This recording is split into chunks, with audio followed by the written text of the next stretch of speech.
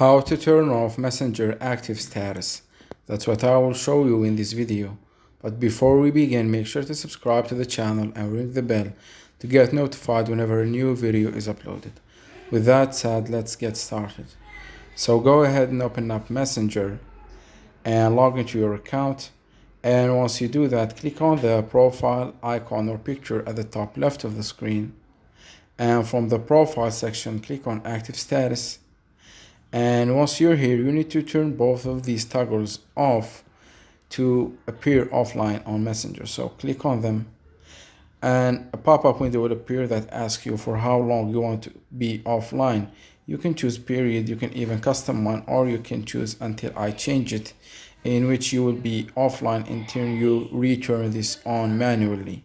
So that was it for this video. That's how you can appear offline in Messenger. If you have any questions, please leave them in the comment section down below.